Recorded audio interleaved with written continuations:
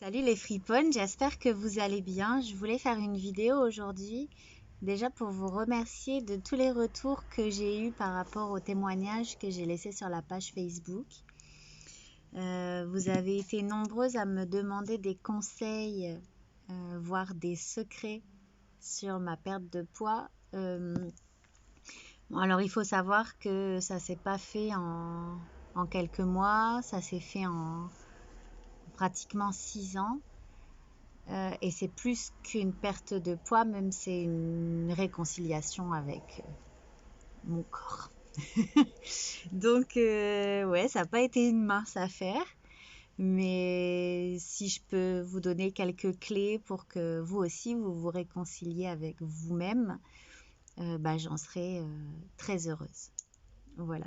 Aujourd'hui, je voulais plutôt parler d'un sujet qui me tient à cœur, qui m'a touchée.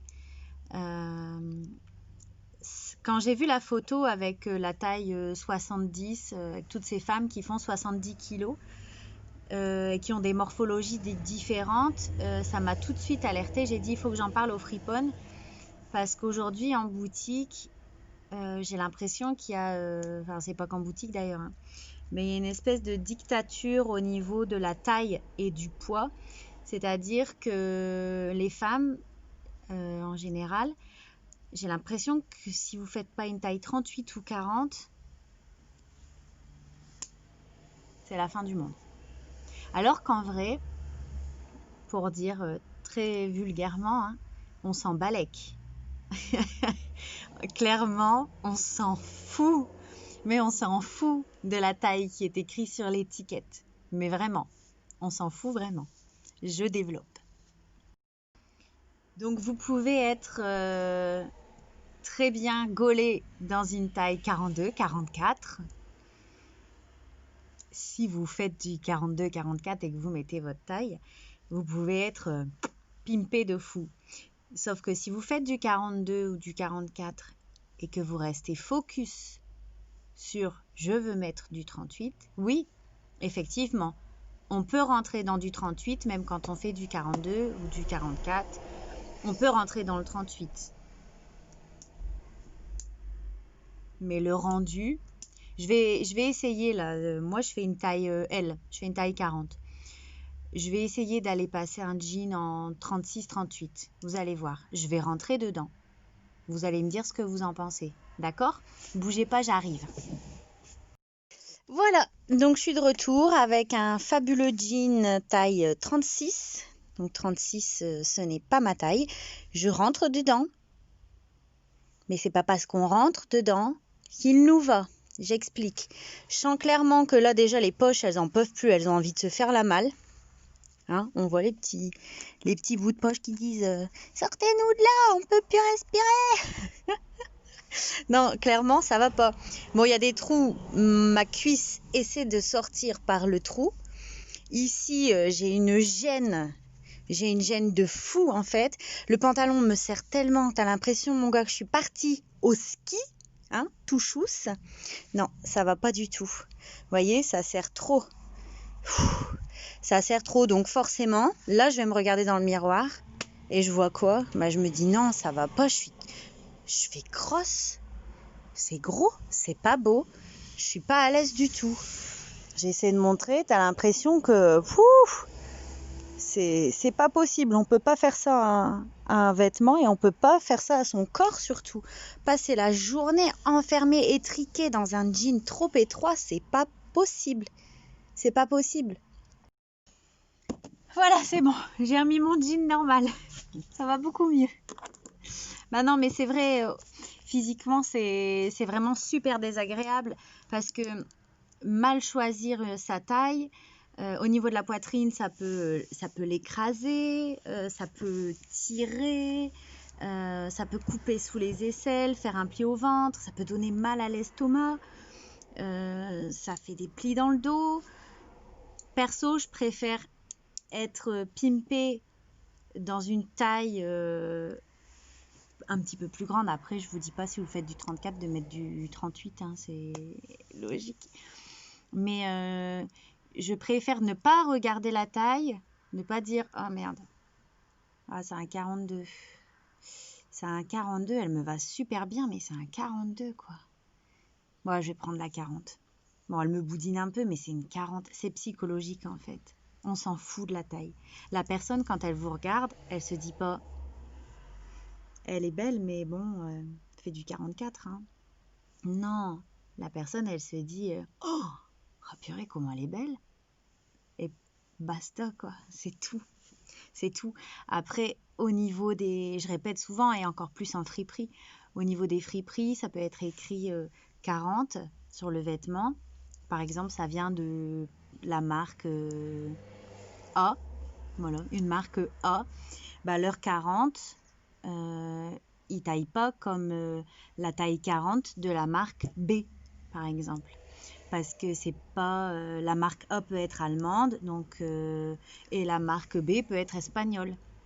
On compare les espagnoles et les allemandes, elles n'ont pas la même corpulence. Enfin, c'est comme ça, c'est un fait. C'est pareil en général, à part dans les grandes maisons de couture, et encore, je sais même pas d'ailleurs si vous avez des infos. En général, les vêtements sont faits sur des mannequins. Les mannequins n'ont pas connu la puberté, n'ont pas fait de sport, n'ont pas eu d'enfants. Enfin, les mannequins, je parle des mannequins, les objets, hein, des bustes, hein, comme Simone. Hein. Pardon, Simone.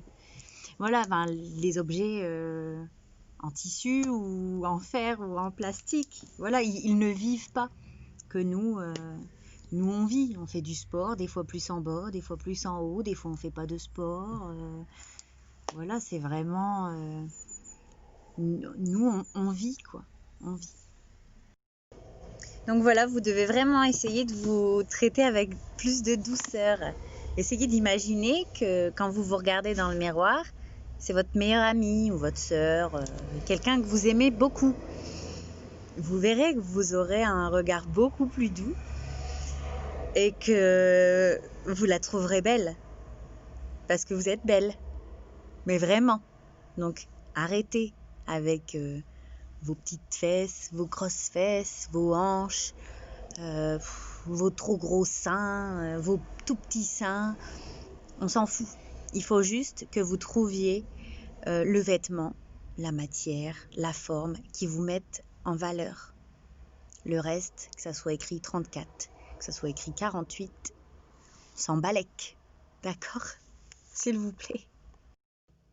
La preuve, vous le faites avec les chaussures. Je connais aucune nana. Non, je réfléchis. Mais j'en connais aucune qui me dit... Elles sont belles, hein. C'est dit 37. J'ai mal aux pieds, mais c'est dit 37. Non, vous faites du 41, vous mettez du 41. C'est vrai en plus. Mais il faut faire pareil avec les jeans. Voilà.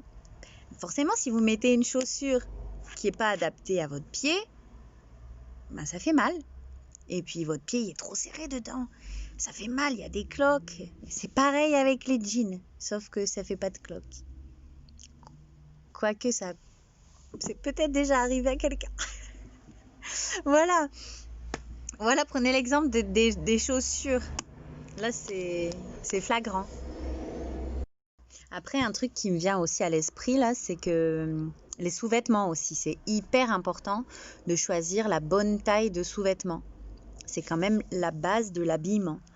Donc, un soutien-gorge pareil à sa taille, c'est super important. Et une culotte aussi à sa taille.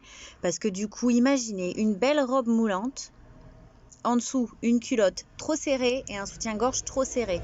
Imaginez les plis vus de dos. Donc, c'est pas possible. Ça fait charper. Mais c'est vrai. C'est vrai, ça fait charper. Parce que ici, au niveau du soutien-gorge, ça serre de trop. Et au niveau de la taille, bah, ça fait bloup, bloup. C'est sûr, c'est obligé. Vaut mieux prendre... Moi, personnellement, je prends toujours mes sous-vêtements, mes culottes, une taille au-dessus. C'est comme un pyjama, j'ai besoin d'être bien. J'ai pas envie que ma culotte toute la journée elle roule parce que bon ça va, c'est une 36. Mais elle roule. Non, ma culotte, j'ai envie de la mettre le matin. les, les discussions. J'ai envie de la mettre le matin et l'enlever le soir sans y penser dans la journée, sans me dire ah purée, ça me rentre dans les fesses, c'est chiant. Avouez qu'il y en a plein à qui ça arrive. C'est sûr et certain. Et le soutien-gorge, c'est pareil. Il faut bien prendre le tour de dos. Bon, en général, les vendeuses, elles viennent avec vous dans la cabine pour vous mesurer. Donc, en général, le soutien-gorge, ça va. Au pire, ne mettez pas de soutien-gorge. Voilà, c'est encore plus simple. C'est le truc le plus simple. Mais ça, c'est un autre débat. Parce qu'on va me dire, ah oui, mais moi, je peux pas ne pas mettre de soutien-gorge. On aura tenu ce débat. Je sais qu'il y a 2 écoles. Donc, voilà. Ça sera un autre sujet. Donc, voilà. Écoutez, les filles, voilà. Donc, après, par définition, un complexe, c'est un refus de l'imperfection. En gros. Donc, on refuse l'imperfection. Mais qui est parfait? Franchement, qui est parfait? À part peut-être Miss Fine dans Une nounou d'enfer. C'est mon idole. Voilà. Mais même elle, ma mère, elle n'est pas parfaite. Voilà, personne n'est parfait. Tout le monde a ses défauts et heureusement plein de qualités. Donc, après, c'est pareil, les complexes en général sont des idées réelles ou non. Donc des fois, c'est vrai. Mon complexe, par exemple, je vais parler de mes oreilles. C'est un exemple comme ça. Moi, quand j'étais petite, on me demandait si je m'envolais, si je faisais ça. Donc c'est resté un complexe. Aujourd'hui, non. Enfin, c'est resté longtemps un complexe. Donc j'ai fait une fixette jusqu'à quand j'étais petite, mettre de la colle, de la glu, faut pas faire ça. Mettre de la glu et coller ici, coller. C'est vrai en plus, coller de chaque côté. Et du coup, moi j'étais petite et ma mère m'a trouvée bizarre. Et donc elle m'a scrutée et elle a vu que j'avais collé mes oreilles, tout simplement. Et donc, du coup, j'ai longtemps fait une fixette sur ses oreilles. Je les cachais et en fait, plus je les cachais, plus on les voyait. Et c'est vrai qu'en coiffure, j'ai été coiffeuse pendant une dizaine d'années.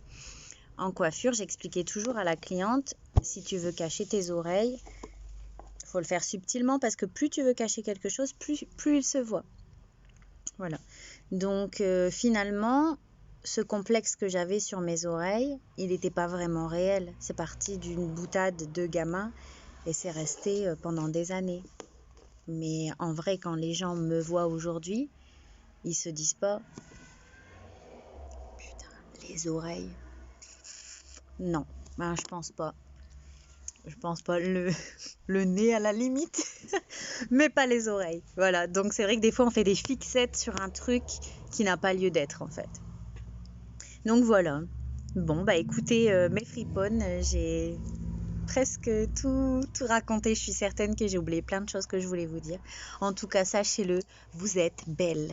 Vous êtes belle de la taille 34 à la taille 50 et plus. On s'en fout de l'étiquette. Tant que vous êtes bien dans votre corps, et c'est ça le plus important, tant que vous êtes bien dans votre corps, bien dans vos baskets, c'est le plus important. Donc voilà, je vous embrasse, je vous fais des gros bisous, je pars bientôt en vacances, j'essaierai de répondre aux questions que vous m'envoyez par Messenger. N'hésitez pas, il n'y a pas de jugement, il n'y a pas de questions bizarres, il n'y a pas de questions bêtes. Voilà, je vous fais des gros bisous et à bientôt.